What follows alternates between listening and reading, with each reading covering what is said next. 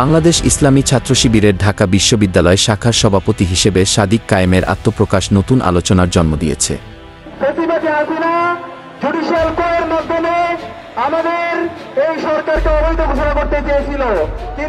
এতদিন সবাই জানত কেন্দ্রীয় সমন্বয়ক, এখন সবাই জানবে ঢাবির শিবির সভাপতি হিসেবে। তো দীর্ঘ 17 বছর পর প্রকাশ্যে এলেন বাংলাদেশ ইসলামী ছাত্র শিবিরের ঢাকা বিশ্ববিদ্যালয় শাখার সভাপতি। শনিবার সামাজিক যোগাযোগ মাধ্যম ফেসবুকে এক পোস্টে সাদিক কায়েম বাংলাদেশ ইসলামী ছাত্র শিবির ঢাকা বিশ্ববিদ্যালয় শাখার বর্তমান সভাপতি হিসেবে দাবি করেছেন। তিনি ঢাকা বিশ্ববিদ্যালয়ের রাষ্ট্রবিজ্ঞান বিভাগের শিক্ষার্থী। ফেসবুক পোস্টে সাদিক বলেছেন, ফ্যাসিস্ট শোষণ শুধু ছাত্র রাজনীতি নয়, রাজনীতির সংজ্ঞাই পাল্টে দিয়েছে।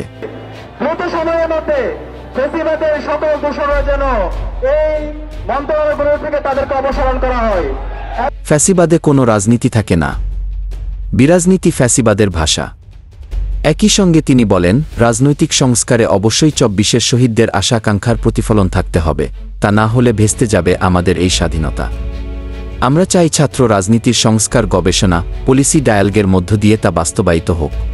এর আগে গত 12 আগস্ট সন্ধ্যায় ঢাবির ছাত্রশিক্ষক কেন্দ্রে বৈষম্যবিরোধী ছাত্র আন্দোলনের লিয়াজো কমিটির সঙ্গে সব ছাত্র সংগঠনের মতবিনিময় সভায় ছাত্র শিবিরের পক্ষ থেকে সংগঠনটির কেন্দ্রীয় দপ্তর সম্পাদক নুরুল ইসলাম সাদ্দাম ও ছাত্র আন্দোলন সম্পাদক আহনাফ আবদুল্লাহ উপস্থিত ছিলেন। এছাড়া মতবিনিময় সভায় অন্তর্বর্তীকালীন সরকারের উপদেষ্টা ও ছাত্র প্রতিনিধি নাহিদ ইসলাম ও আসিফ মাহমুদও উপস্থিত ছিলেন।